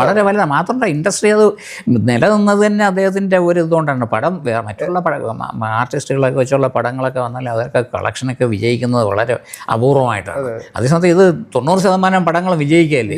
ഇപ്പോൾ ആളുകൾ മാധ്യമങ്ങളിലും മറ്റേതിലൊക്കെ പറയും ഒരു പടം പൊട്ടിയാൽ അടുത്ത പടം, പക്ഷെ പൊട്ടിയ പടങ്ങൾ വളരെ കുറച്ചേ ഉള്ളൂ കേട്ടോ. പക്ഷേ ഇവരുടെ ഈ പടം പൂർത്തിയാക്കാൻ പൈസ ഇല്ലാതെ വരുമ്പോൾ ഇദ്ദേഹം പണത്തിന് വേണ്ടി അവരുടെ ഇതിൽ നിർബന്ധം പിടിക്കില്ല. പൂർത്തിയാക്കിയിട്ട് കളക്ഷനൊക്കെ വന്നതിന് ശേഷം തന്നാൽ മതി. പൈസ കൊടുത്തും അതും സഹായിച്ചിട്ടുണ്ട്, പണം കൊടുത്തും സഹായിച്ചിട്ടുണ്ട്. മറ്റുള്ള ആർട്ടിസ്റ്റുകൾ തന്നെ അവർ പണം പിന്നെ തരും, പടമൊന്ന് തിയേറ്ററിൽ നിന്ന് ഓടി കിട്ടിക്കോട്ടെ എന്ന് പറഞ്ഞ് പിന്നെ ഇവരെല്ലാം കോർഡിനേറ്റ് ചെയ്യും. ഇവർ വേറെ ഒരു പടത്തിൽ എന്തെങ്കിലും ഇറങ്ങുന്ന ഒരു ആർട്ടിസ്റ്റിനെ എത്താതെ പോവുകയാണെങ്കിൽ മറ്റേ എല്ലാവരും ഷെഡ്യൂളൊക്കെ തെറ്റും. അതെല്ലാം അദ്ദേഹം വീട്ടിലിരുന്ന് അത് വർക്കൗട്ട് ചെയ്ത് നിങ്ങളെല്ലാവരും കൂടെ ചേർന്ന് ഇന്ന അവിടെ എങ്ങനെ പറഞ്ഞ് അങ്ങനെയൊക്കെയാണ് അത് പോയിക്കൊണ്ടിരുന്നത്. അത്രയും നല്ലൊരു മനുഷ്യനായിരുന്നു അദ്ദേഹത്തിന്. പിന്നെ അവസാന ഘട്ടത്തിൽ അദ്ദേഹം രാഷ്ട്രീയത്തിലാണ്. അദ്ദേഹത്തിന് ഈ പറഞ്ഞ കണക്ക് അത് വിനാശകാലി വിപരീത ബുദ്ധി എന്ന് തന്നെ, കാരണം അത് ആവശ്യമില്ലാത്തതായിരുന്നു. കാരണം അദ്ദേഹം ഒരു പൊതുസമൂഹത്തിൻ്റെ പൊതു മുതലായിരുന്നു. അപ്പോൾ ഒരു വിഭാഗത്തിൻ്റേതായി എന്ന് വന്നപ്പോൾ ആൾക്കാർക്ക് അത് മാത്രമല്ല രാഷ്ട്രീയം വേണ്ടായിരുന്നു എന്നാണ് എല്ലാവർക്കും പറയാം. ഇപ്പോഴും അങ്ങനെ പലരും ചിന്തിക്കുന്നത് വേണ്ടായിരുന്നു രാഷ്ട്രീയം കൊണ്ട് അദ്ദേഹത്തിന് അത് രാഷ്ട്രീയം കൊണ്ട് ദോഷമേ വന്നുള്ളൂ. കാരണം ഈ രാഷ്ട്രീയ പ്രവർത്തനത്തിന് ഇറങ്ങിയപ്പോൾ മരുന്ന് വളരെ കൃത്യനിഷ്ഠയുള്ള ആളായിരുന്നു. പങ്ക്ച്വാലിറ്റിയുടെ കാര്യത്തിൽ, ആഹാരത്തിൻ്റെ കാര്യത്തിലും മരുന്നുകൾ കഴിക്കുന്ന കാര്യത്തിലും അദ്ദേഹത്തിൻ്റെ വേറുള്ള വ്യക്തിപരമായ ആവശ്യങ്ങൾ ഉപേക്ഷിച്ചാലും മറ്റുള്ള കാര്യങ്ങളിലൊന്നും ഒരു മാറ്റവും വരുത്തില്ലായിരുന്നു. അപ്പോൾ ഇതിൽ ഈ മരുന്നിൻ്റെയൊക്കെ ഔഷധങ്ങൾ കഴിക്കുമായിരുന്നു ഈ ഡയബറ്റിക്കിൻ്റെയൊക്കെ പ്രശ്നമുള്ളതുകൊണ്ട്. അങ്ങനെ അതൊക്കെ തെറ്റി. പിന്നെ കൃത്യസമയത്ത് ആഹാരം കഴിക്കാതെ അങ്ങനെയൊക്കെ വന്നപ്പോൾ പുള്ളിയുടെ ആരോഗ്യം വീക്കായി. പിന്നെ അത് റിക്കവർ ചെയ്യാൻ പറ്റാതെ അങ്ങനെയാണ് കുറച്ച് കാലം കൂടെയൊക്കെ മരുന്നിൻ്റെയൊക്കെ ആ സപ്പോർട്ടിൽ കുറേ കാലം ജീവിച്ച് പിന്നെ ഒരു സുപ്രഭാതത്തിൽ വഷളായി വീണ്. പിന്നെ അദ്ദേഹത്തിനൊരു സ്മാരകം ഉണ്ടാവണമെന്നുള്ളത് അദ്ദേഹത്തിൻ്റെ കുടുംബാംഗങ്ങൾ, കാരണം അവർ അനുഭവിക്കേണ്ട സ്വത്ത് വകകളാണ് ഇങ്ങനെ നാട്ടിന് വേണ്ടിയും പൊതു ആവശ്യങ്ങൾക്കും വേണ്ടിയും കൊടുത്തത്. പക്ഷേ അപ്പോൾ അതുകൊണ്ട് അവർക്ക് വൻ നഷ്ടം തന്നെയാണ്. പറയുമ്പോൾ മറ്റുള്ളവരൊക്കെ നമ്മൾ പറയുമ്പോൾ പലരും സംഭാവനകൾ, സിനിമാ നടന്മാരും മറ്റവരൊക്കെ പല കാര്യങ്ങളും സംഭാവന, പക്ഷേ അവരുടെ ആസ്തിയുടെ എത്ര ശതമാനം അവർ സംഭാവന ചെയ്തു നോക്കണം. അദ്ദേഹത്തിൻ്റെ ആസ്തിയുടെ 90% പൊതു കാര്യങ്ങൾക്ക് വേണ്ടി പോയി, മനസ്സിലാക്കണം. പക്ഷേ അതിൻ്റെ ഒരു ഇതുണ്ടല്ലോ, ഒരു റിഫ്ലക്ഷൻ അതിൻ്റെ, അല്ലെങ്കിൽ അതിൻ്റെ ഒരു നന്ദി എന്നുള്ള രീതിയിൽ ഒരു സ്മാരകം ഉണ്ടാക്കുന്നതിൽ നമ്മുടെ ഭരണാധികാരികൾ, കാലാകാലങ്ങളിൽ വന്ന ഭരണാധികാരികൾ അതിൽ വളരെ ഒരു അമാന്തം കാണിച്ചു. ഇപ്പൊ തന്നെ ചെറിയെങ്കിൽ തന്നെ എത്രയോ കാലമായിട്ട് വർഷങ്ങളായിട്ട് ഇങ്ങനെ ഒരു സ്മാരകം എന്ന് പറയുന്നുണ്ട്. പക്ഷേ ആദ്യം നമ്മളെ ഇതിനായിട്ട് കണ്ടെത്തിയത് ഈ ഇവിടെയാണ് ആദ്യം പറഞ്ഞിരുന്നത്. ഇവിടെ നമ്മളെ ഇവിടെ ശ്മശാനം കിടക്കുന്നുണ്ടല്ലോ, അത് കഴിഞ്ഞിട്ട് പിന്നെ അവര് കൊണ്ടുവന്ന് നമ്മളെ കടകത്ത് തറവാടിൽ ചേർന്ന് അവിടെ ഒരു പുറംപോക്കി കൊണ്ടുവന്ന് ഒരു ഫൗണ്ടേഷനൊക്കെ കെട്ടി. അത് വർക്കല രാധാകൃഷ്ണൻ MP ആയിരുന്നു. അപ്പൊ അദ്ദേഹത്തിന്റെ ഫണ്ടിൽ നിന്നുള്ള ഇതുകൊണ്ടാണ് അത് കെട്ടി. അപ്പൊ അത് അങ്ങനെ കെട്ടി. അപ്പൊ അങ്ങനെ ചെയ്തിട്ട് വല്ല കാര്യമില്ല. ഫണ്ട് എടുത്തിട്ട് എവിടെയെങ്കിലും ഇത്തിരി വസ്തു വാങ്ങിച്ചെങ്കിലും ചെയ്യേണ്ടതാണ്. അത് ചെയ്യാതെ ആ പുറംപോക്കി കൊണ്ടുവന്ന് ഫൗണ്ടേഷൻ ഇട്ടു. അത് പിന്നെ മീൻ കച്ചവടക്കാർ അവിടെ കയ്യേറി. ഇപ്പൊ അവിടെ ഒരു ചന്തയാണ്. അതുപോലെ അത് പ്രോപ്പർ ഒരു ഇതാണ്. അത് ഹോംവർക്ക് ചെയ്യാതെ ആലോചന ഇല്ലാതെ ചെയ്തതുകൊണ്ടുള്ള ഒരു പരാജയമാണത്. നേരത്തെ അല്ലെങ്കിൽ അത് ഇത്രയും 10 ലക്ഷം രൂപയാണ് അന്ന് അതിൽ മുടക്കിയത്. അതൊക്കെ വേറെ രീതിയിൽ വിനിയോഗിക്കാമായിരുന്നു. പക്ഷെ എന്തോ അത് അവരുടെ ഒരു അതിന് ശരിക്കും പറയാം എനിക്ക് ഉള്ള ഇതെന്ന് പറയുന്നത് ഇത് ശരിക്കും ഒരു ആർജവത്തോടെ ഉള്ള ഒരു പരിപാടികളാണ്. പ്രോപ്പർ പ്ലാനിങ് ഇല്ല. രണ്ടാമത് ഇതിന് കുറെ പേർക്ക് പൈസ അടിച്ചു മാറ്റുക എന്നുള്ള ലക്ഷ്യങ്ങളാണ്. ഇപ്പൊ അവിടെ കുറെ ഒരു പരിപാടി ഫൗണ്ടേഷനൊക്കെ ഇടുമ്പോൾ അതിൽ നിന്ന് കുറെ പൈസ അങ്ങനെ കൊണ്ടുപോകാൻ പറ്റില്ല. അതൊന്നും ഞാൻ പറയുന്നില്ല. എന്റെ അഭിപ്രായമാണ് ഞാൻ പറയുന്നത്. സാറിന്റെ അഭിപ്രായമാണ്. ഞാനൊരു സാധാരണ വ്യക്തി എന്നുള്ള നിലയ്ക്ക്, അദ്ദേഹത്തിന്റെ ആരാധകൻ എന്നുള്ള നിലയ്ക്ക് ഞാൻ പറയുകയാണ്, അദ്ദേഹത്തെ ശരിക്കും അപമാനിക്കുന്ന രീതിക്കാണ് നമ്മളെ ചിറയൻകീഴത്തെ പഞ്ചായത്ത് അധികൃതർ അല്ലെങ്കിൽ ഇവിടുത്തെ ഈ അദ്ദേഹത്തിനെ പൊക്കിക്കൊണ്ട് നടക്കുന്ന രാഷ്ട്രീയക്കാർ ഇന്ന് ഇവിടെ ചെയ്യുന്ന കാര്യം. ഈ ഇത് പറയുമ്പോൾ വേറൊരു കാര്യം ഞാൻ പറയാം. നമ്മളിപ്പോൾ അദ്ദേഹം മരിച്ച് വൈകാതെ തന്നെ ആണ് മറ്റേ ശരത്ചന്ദ്ര പ്രസാദ് MLA ആയാലും അദ്ദേഹത്തിൻ്റെ നല്ലൊരു സ്മാരകം ഉണ്ടാക്കാനായിട്ട് വളരെ ആത്മാർത്ഥമായിട്ട് ശ്രമിച്ച്. അതെനിക്ക് അറിയാവുന്നുള്ള കാര്യമാണ്. കാരണം വ്യക്തിപരമായിട്ട് എനിക്കറിയാം. അദ്ദേഹത്തിൻ്റെ ജ്യേഷ്ഠൻ ഞാനും ഇലക്ട്രിസിറ്റി ബോർഡിൽ എഞ്ചിനീയർമാരായിരുന്നു. അങ്ങനെയുള്ള ഒരു പരിചയമുണ്ട്. അതുകൊണ്ട് വ്യക്തിപരമായിട്ടാണ് വളരെ ആത്മാർത്ഥമായിട്ട് അദ്ദേഹം ശ്രമിച്ച്. പക്ഷേ അത് ഫലം കണ്ടില്ല. പിന്നെ പിന്നെ വേറൊരു കാര്യമുള്ളത്, പിന്നെ ഏറ്റവും വലിയൊരു കാര്യം എന്ന് പറയുന്നത് ആനത്തലോട്ട് ആനന്ദ സാറ് കേട്ടോ. അദ്ദേഹം MLA ആയിരുന്നു. അപ്പോൾ അദ്ദേഹത്തിൻ്റെ മഹാമനസ്കത കൊണ്ടാണ് കൂന്തള്ളൂർ സ്കൂളിന് അദ്ദേഹത്തിൻ്റെ പേര് ഇട്ട് വന്നത്. അത് അദ്ദേഹത്തിൻ്റെ. പിന്നെ ഇപ്പോൾ സർക്കാർ അവിടെ ഒരു സ്മാരകം ഉണ്ടാക്കുന്നതിൻ്റെ പണി നടക്കുന്നുണ്ട്. പക്ഷേ അത് ഉദ്ദേശിച്ച വേഗത കൈവരിക്കുന്നില്ല. അതിലും വേറൊരു കാര്യമുണ്ട്. അതിലും ഈ ഇപ്പോഴത്തെ MLA V ശശി, അദ്ദേഹത്തിൻ്റെ വളരെ ആത്മാർത്ഥമായ ശശി, ഞാനും ഒരു ക്ലാസ്സിൽ എഞ്ചിനീയറിംഗ് കോളേജിൽ പഠിച്ചതാണ്. അപ്പോൾ വ്യക്തിപരമായിട്ട് ഞങ്ങൾ തമ്മിലൊരു അടുപ്പമുണ്ട്. അപ്പോൾ ഈ പ്രേംനസീർ സ്മാരകം ഉണ്ടാക്കുന്നതുമായിട്ട് ബന്ധപ്പെട്ടുള്ള കാര്യങ്ങൾ പരസ്യം ആവുന്നതിന് മുമ്പേ എന്നെ ഫോണിൽ വിളിച്ച് പറയും, ഇടേതാ ഇങ്ങനെ ഒരു കാര്യം ചെയ്യുന്നുണ്ട് കേട്ടോ. അപ്പോൾ ഞാൻ പറയുന്നല്ല. അപ്പോൾ ഞങ്ങൾ തമ്മിലുള്ള ആ ഒരു വ്യക്തിപരമായിട്ടുള്ള ബന്ധവും ഇതിന് പ്രേരകമായിട്ടുണ്ടാകാം എന്നാണ് ഞാൻ വിശ്വസിക്കുന്നത്. പിന്നെയാണ് ഇത് പത്രത്തിലേക്ക് വരുന്നത്, ഇവിടെ സ്മാരകം ഉണ്ടാകുന്നുള്ളത്. ഞാനിപ്പോൾ പറഞ്ഞു വന്നത്, നമ്മുടെ പുളിമുട്ട് കടവില് നമ്മളെ സമ്പത്ത് MP അയാള് അവിടെ ചെയ്തു വെച്ച ഒരു, ശരിക്കും പറയാൻ പ്രേംനസീറിനെ അപമാനിക്കുന്ന ഒരു സംഭവമാണ് അവിടെ ചെയ്തു. ഒരു ഓപ്പൺ എയർ ഓഡിറ്റോറിയം. ഇദ്ദേഹം ഈ ഓപ്പൺ എയർ ഓഡിറ്റോറിയം കണ്ടിട്ടുണ്ടോ എന്ന് എനിക്കറിയില്ല. കണ്ടിട്ടുണ്ടായിരുന്ന ഇങ്ങനെ ഒരു കോപ്രായം സാധനം അവിടെ ഉണ്ടാക്കി വെക്കില്ലായിരുന്നു. അത് ഏത് സമയത്ത് മറിഞ്ഞു പോകുന്ന ഒരു അവസ്ഥയിലാണ് ഇരിക്കുന്നത്. എന്നിട്ട് അദ്ദേഹത്തിന്റെ പേരും എഴുതി വെച്ചിട്ടുണ്ട്, പ്രേം നസീർ സ്മാരക ഓപ്പൺ എയർ ഓഡിറ്റോറിയം എന്ന് പറഞ്ഞു. സംഭാവന സമ്പത്ത് MP. അതാണ് ഞാൻ നേരത്തെ സൂചിപ്പിച്ചത്, ഈ പ്രേം നസീറിന്റെ വീട് ഒരു സ്മാരകമായിട്ട് സർക്കാർ ഏറ്റെടുത്താൽ എന്ത് സംഭവിക്കും എന്നുള്ളത്. അപ്പോൾ അതാണ് അവിടെ സംഭവിച്ചത്. കാരണം ഇത് പരിപാലനം നടക്കുന്നില്ല. ആദ്യം ഒരു ഉദ്ഘാടനവും ഇതൊക്കെ നടക്കും, എല്ലാ സ്ഥാപനങ്ങളും. അതുകൊണ്ടാണ് ഞാൻ പറഞ്ഞത് സാറേ, ഇതിൽ പൈസ അടിക്കുക എന്നുള്ള വിഷയമാണ്. കാര്യം ഇതിപ്പം അദ്ദേഹത്തിന്റെ എനിക്ക് ആ അഭിപ്രായം ഇല്ല. എനിക്ക് ആ അഭിപ്രായമുണ്ട്. സാറ് ചിലപ്പം അത് അഭിപ്രായം പറയില്ല, സാറിന് അത് പറയാൻ പറ്റൂല.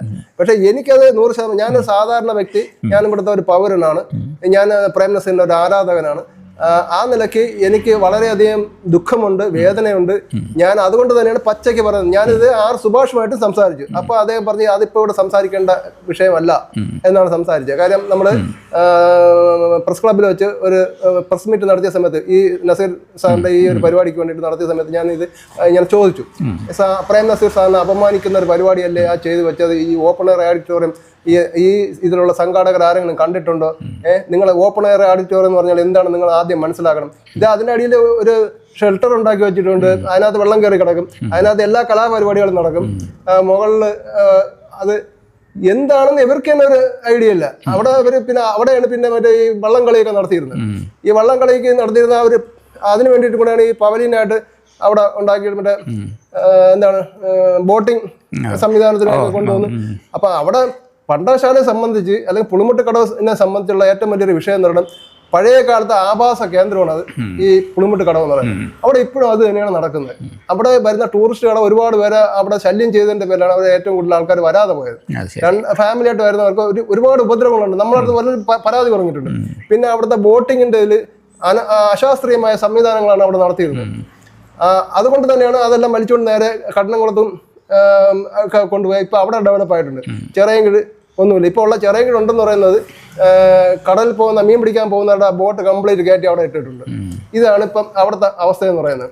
അപ്പം നമ്മുടെ നാടിന് ഒരു നല്ലൊരു, അതായത് ലോകം അറിയുന്ന ഒരു കലാകാരൻ, മലയാള സിനിമയെ ലോകത്തിന്റെ മുമ്പിൽ എത്തിച്ച ഒരു മഹത് വ്യക്തിയെ അപമാനിക്കുന്ന രീതിയിലാണ് നമ്മളെ ചിറയൻകീഴത്തെ രാഷ്ട്രീയ പ്രവർത്തകർ ഇതുവരെയും ചെയ്തുകൊണ്ടിരിക്കുന്നത്. പിന്നെ അവാർഡൊക്കെ കൊടുക്കുന്നുണ്ട്, അത് ആൾക്കാരെ ബോധ്യപ്പെടുത്താൻ വേണ്ടി മാത്രമാണ്, അല്ലാതെ വേറെ കാര്യമൊന്നുമില്ലെന്നാണ് എനിക്ക് പറയാനുള്ളത്.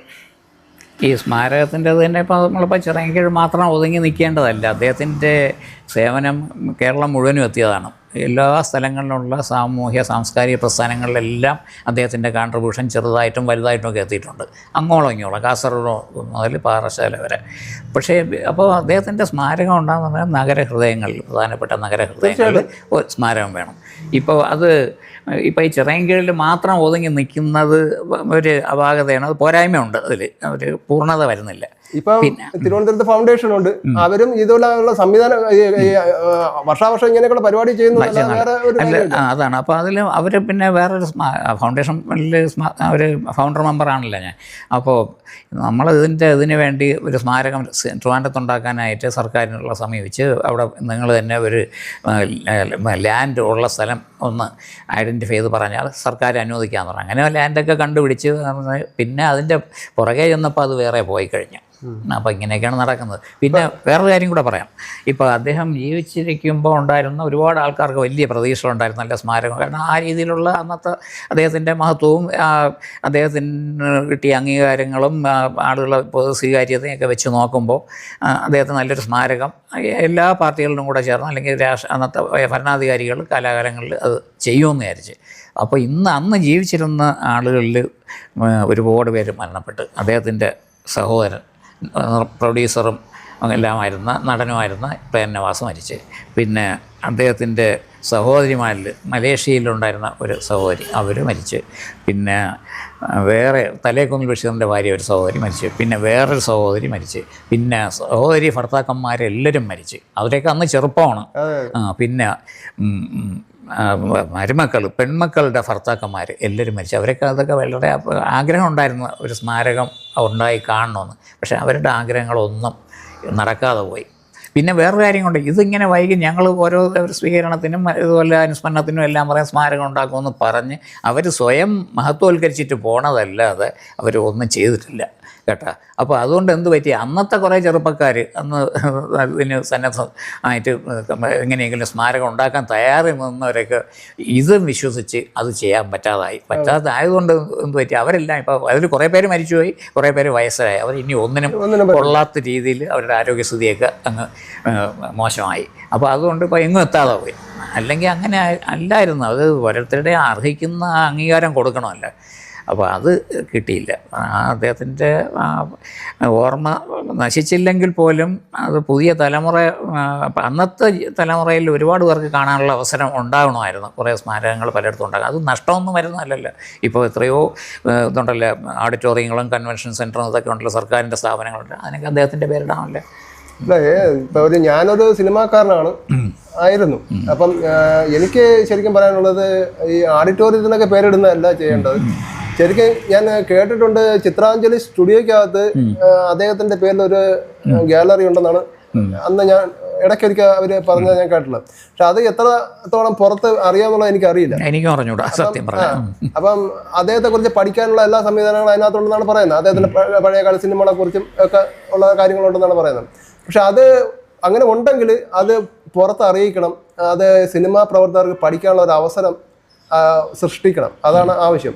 ഇപ്പം ഞാൻ പറയുന്നത്, ഈ ഓഡിറ്റോറിയത്തിനും മറ്റേതിനൊക്കെ പേരിട്ട് അദ്ദേഹത്തിനെ അപമാനിക്കുന്നതിനേക്കാൾ നല്ലത് അദ്ദേഹം കോമൺ സെറ്റപ്പാണ്. ഞാൻ പറയുന്നത് അങ്ങനെയല്ല. ഇദ്ദേഹം എന്നുള്ളതൊരു മഹാ സംഭവമാണ്. അപ്പോൾ അദ്ദേഹത്തിനെ കുറിച്ച് പഠിക്കാനായിട്ട് മലയാള സിനിമയുടെ പുതിയ തലമുറയ്ക്ക് പഠിക്കാനും എടുക്കാനും ഒക്കെ വേണ്ടിയിട്ടുള്ള ഒരു നല്ലൊരു ആർട്ട് ഗാലറി തന്നെ ഉണ്ട്. അത് അങ്ങനെയുള്ള ഒരു ഐഡിയ പ്രേംനസീർ ഫൗണ്ടേഷൻ ഉണ്ടായിരുന്നു. ഒരു സ്മാരകമായിട്ട് ഒരു സ്ഥലവും കിട്ടിയിരുന്നുവെങ്കിൽ ഒരു ബിൽഡിംഗ് വെച്ചിട്ട് ഒരു മ്യൂസിയം തന്നെ അവിടെ സെറ്റ് മ്യൂസിയം, അതായത് പ്രേംനസീറിന് കിട്ടിയ അവാർഡുകൾ, മറ്റേ ഇതുണ്ടല്ലോ പത്മഭൂഷൺ സർട്ടിഫിക്കറ്റൊക്കെ ഉണ്ടല്ലോ, അതെല്ലാം അവിടെ ഡിസ്പ്ലേ സർക്കാരിന് ഇട്ടുകൊടുക്കുമായിരുന്നു. അത് സാംസ്കാരിക വകുപ്പ് അത് ഏറ്റെടുക്കണം. അങ്ങനെയുള്ള ഉറപ്പ് കിട്ടിയില്ലെങ്കിൽ അത് പിന്നെ പല വഴിക്കായിട്ട് കിടന്ന് എല്ലാ കാര്യങ്ങളും അതാണ് ഞാൻ പറഞ്ഞത്.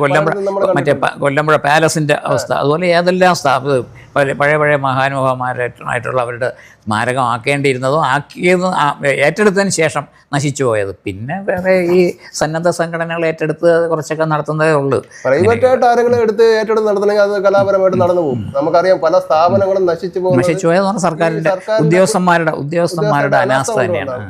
ഒന്നാമത് ഏകോപനമില്ല, വകുപ്പുകൾ തമ്മിൽ ഒരു ഏകോപനമില്ല. പിന്നെ ആത്മാർത്ഥത എന്ന് പറയുന്നത് ഉദ്യോഗസ്ഥന്മാർക്കില്ല. ഏതിനും കുറി എഴുതിയിട്ട് അതിനെ തടസ്സപ്പെടുത്തുക, അങ്ങനെയുള്ള ഒരു സമീപനമാണ് സർക്കാർ ഉദ്യോഗസ്ഥന്മാർ. അത് പണ്ടേ ഉള്ളതാണ്. അപ്പോൾ അത് ഒന്നും മാറാതെ ഒന്നും പറ്റില്ല. പക്ഷേ ഇതിന് ഈ ഉത്തരവാദിത്വപ്പെട്ട ഒരു ട്രസ്റ്റോ അങ്ങനെ എന്തെങ്കിലുമൊക്കെ ഉണ്ടാക്കി സർക്കാരിൻ്റെ മേൽനോട്ടത്തിൽ, ഇപ്പോൾ കണ്ടല്ലോ നമ്മൾ തൃശ്ശൂർ മറ്റേ കണ്ടല്ലോ എന്താണ് ഒരു അതുപോലെയുള്ള എന്തെങ്കിലും പ്രസ്ഥാനം, അത് എനിക്കിപ്പോൾ അത് പെട്ടെന്ന് ഓർമ്മ വരുന്നില്ല പേര്. നമ്മളെ ഈ തലേക്കുന്നിൽ ബഷീർ, അദ്ദേഹം പ്രേംനസീർ സാറിന്റെ ഇളയ സഹോദരിയാണ് കല്യാണം കഴിച്ചത്. അപ്പൊ അദ്ദേഹം കോൺഗ്രസിൽ തന്നെ വളരെ മുതിർന്ന ഒരു കാര്യകർത്താവായിരുന്നു. അപ്പൊ അദ്ദേഹത്തിന്റെ മിനിസ്ട്രി ഏറ്റവും കൂടുതൽ ഭരിച്ചൊരു സാധിച്ചില്ല. അദ്ദേഹം ശ്രമിച്ച്, ശരചന്ദ്ര പ്രസാദ് ഞാൻ പറഞ്ഞില്ല, അദ്ദേഹം വളരെ ആത്മാർത്ഥമായിട്ട് ശ്രമിച്ചിരുന്നു. പക്ഷേ എന്നിട്ടൊന്നും നടന്നില്ല. ഇതൊന്നും നടന്നില്ല പറഞ്ഞാൽ ഇത് ഇവരുടെ കയ്യിൽ ഒതുങ്ങുന്നതല്ല. ഇതിൻ്റെ മുകളിൽ നിന്നുള്ള ഇത് വേണമല്ലോ എന്തായാലും. ഇത് സെക്രട്ടറിയിൽ ഒരു ഫയൽ പോയാൽ അത് അവിടെ ഇട്ട് അങ്ങോട്ടും ഇങ്ങോട്ടും അടിച്ച് അവസാനത്ത് ഇങ്ങോട്ടും മുങ്ങിപ്പോവും. ആർക്കും ഇതിലൊന്നും ഒരു ഉത്തരവാദിത്വ ബോധമില്ലാത്ത ഒരു സംവിധാനമായിപ്പോയി നമ്മുടേത്. അതേസമയത്ത് വേറെ ഉള്ള തമിഴ്നാട്ടിലോ കർണാടകയിലോ ആന്ധ്രാപ്രദേശിലൊക്കെ ആയിരുന്നെങ്കിൽ അദ്ദേഹത്തിൻ്റെ എത്രയോ മഹത്തായ സ്മാരകങ്ങൾ വരുവാനും എത്ര ഉദ്യാനങ്ങൾ തന്നെ ഉണ്ടാകുമായിരുന്നു. ആൾക്കാർക്ക് വിശ്രമിക്കാൻ ടൂറിസ്റ്റുകൾ എന്തുമാത്രം വരുമായിരുന്നു. എത്രയോ റിസർച്ച് ചെയ്യുന്ന വിദ്യാർത്ഥികൾ വന്ന് അദ്ദേഹത്തിൻ്റെ കാര്യങ്ങൾ പഠിച്ചിട്ട് പോകുമായിരുന്നു. ഞാനിപ്പോൾ അദ്ദേഹത്തിനെ കുറിച്ചൊരു പുസ്തകം ഞാനിപ്പോൾ അടുത്ത കാലത്ത് എഴുതി 3 കൊല്ലമായി പബ്ലിഷ് ചെയ്തിട്ട് കേട്ടോ. അത് മറ്റുള്ള ഒരു പുസ്തകത്തിലോ ലേഖനങ്ങളിലോ ഒന്നും വരാത്തതാണ് ആ കാര്യങ്ങളൊക്കെയാണ്. ഇതുപോലെ അദ്ദേഹത്തിൻ്റെ വ്യക്തി മഹാത്മ്യം എടുത്തു കാണിച്ചുകൊണ്ടുള്ള കുറച്ച് വീട്ടുകാര്യങ്ങളും എല്ലാം കൂടെ ചേർത്തുകൊണ്ടുള്ള ഒരു പുസ്തകം. അതിപ്പോൾ ഈ ഇവിടുത്തെ നമ്മുടെ അനുസ്മരണത്തിൻ്റെ മറ്റന്നാൾ നടക്കുന്നില്ലേ, അതിൻ്റെ കുറച്ച് കോപ്പികൾ അവിടെ വെച്ച് വിൽക്കും. അതിൻ്റെ പബ്ലിഷർ വരാമെന്ന് പറഞ്ഞു. അവർ ഇത് അറിഞ്ഞിട്ട് അത് കുറച്ച് കോപ്പി അവിടെ കുറച്ച് കൂടുതൽ വായനക്കാരിലെത്തിക്കുക. അപ്പോൾ അത് ഡിസ്കൗണ്ടഡ് റേറ്റിലാണ് വിൽക്കുന്നത്. പ്രേംനസീർ മഹത്വത്തിൻ്റെ പര്യായം, അതാണ് പേര്. അത് അവരാണ് നാഷണൽ ബുക്ക് സ്റ്റാളുകാരാണ് അതിൻ്റെ മാർക്കറ്റിംഗ്. ബുക്സ് ഓഫ് പോളിഫോണി എന്നും പറഞ്ഞ് ഒരു പ്രസാധകരാണ്. അപ്പോൾ അതിൻ്റെ പ്രസാധകൻ ഒരു സൈജുനാഥ് അദ്ദേഹം വരും, അദ്ദേഹം പുസ്തകങ്ങളുമായിട്ട് വരും. മറ്റന്നാൾ വരും രാവിലെ വന്നിട്ട് അവിടെ കുറച്ച് പുസ്തകങ്ങൾ ഡിസ്പ്ലേ ചെയ്യും. ഡിസ്പ്ലേ ചെയ്യും. അപ്പോൾ ആവശ്യക്കാർക്ക് 200 രൂപ വിലയുള്ള പുസ്തകം 150 രൂപയ്ക്ക് കൊടുക്കും ഇവിടെ അദ്ദേഹത്തിൻ്റെ വേണ്ടി. അപ്പോൾ അദ്ദേഹത്തെക്കുറിച്ച് കൂടുതൽ കാര്യങ്ങൾ അതിൽ അറിയാൻ പറ്റും. നമ്മൾ കാരണം ഈ സിനിമയിൽ കാണുന്ന കാര്യങ്ങളല്ല അതിലുള്ളത്. അദ്ദേഹത്തിന് ഈ അവാർഡ് കൊടുക്കാതിരിക്കാൻ പണ്ട് നടത്തിയ, സർക്കാർ അവാർഡ് കൊടുക്കാതിരിക്കാൻ നടത്തിയ ശ്രമങ്ങളെല്ലാം ഞാൻ അതിൽ വളരെ വ്യക്തമായിട്ട് ഞാൻ അതിൽ പറയുന്നുണ്ട്. അപ്പോൾ എല്ലാവരും ആ പുസ്തകം വാങ്ങിക്കുന്നത് നന്നായിരിക്കും. കുറേ കാര്യങ്ങൾ അറിയാൻ പറ്റും. അത് കൂടുതൽ കോപ്പി ഇല്ല, കുറച്ച് കോപ്പി ഉള്ളത് കൊണ്ടുവരും. വന്നിട്ട് കുറച്ചൊന്ന് മാക്സിമം ആളുകളിലെത്തിക്കുക. ഇതൊന്ന് തീർന്നിട്ട് കുറച്ച് കോപ്പി കഴിഞ്ഞ് മിച്ചമുള്ളത് എന്നാണ് പറഞ്ഞത്. എന്നിട്ട് അതിൻ്റെ റിവൈസ്ഡ് എഡിഷൻ ഇറക്കണമെന്നുണ്ട്. അപ്പോൾ 1-2 ചാപ്റ്ററോടെ ആഡ് ചെയ്തിട്ട് ചെയ്യാന്നുള്ളതാണ്. അപ്പോൾ അതൊക്കെ വിജയിക്കട്ടെ അതെ എന്ന് ആശംസിക്കുന്നു. പിന്നെ നമ്മുടെ സർക്കാരിനോട് ഒരു സാധാരണ വ്യക്തി എന്നുള്ള നിലയ്ക്കും ഒരു സിനിമാ പ്രവർത്തകൻ എന്നുള്ള നിലയ്ക്കും ഒക്കെ എനിക്ക് പറയാനുള്ളത്, പ്രേം നസീർ അദ്ദേഹത്തെ അപമാനിക്കാതിരിക്കുക. അദ്ദേഹത്തിന് ഉചിതമായ ഒരു സ്മാരകം സർക്കാർ കണ്ടെത്തി പൊതുജനത്തിന് സമർപ്പിക്കേണ്ടത് അത് തന്നെയാണ് ആവശ്യം. അല്ലാതെ അവിടെയും ഇവിടെയും പ്രഖ്യാപനങ്ങൾ നടത്തി അദ്ദേഹത്തെ അപമാനിക്കരുത്. സാറിൻ്റെ വിലയേറിയ സമയം ട്രിവാൻഡ്രം ന്യൂസിന് വേണ്ടി അനുവദിച്ചു തന്നതിൽ എനിക്കും വളരെ സന്തോഷമുണ്ട്. ഇങ്ങനെ ഒരു ഇൻ്റർവ്യൂവിൽ പങ്കെടുത്തതിന് സാധിച്ച അവസരം തന്നതിൽ സന്തോഷമുണ്ട്. എന്തായാലും താങ്ക് യു വെരി മച്ച്. നമുക്ക് ഇനിയും കാണാം.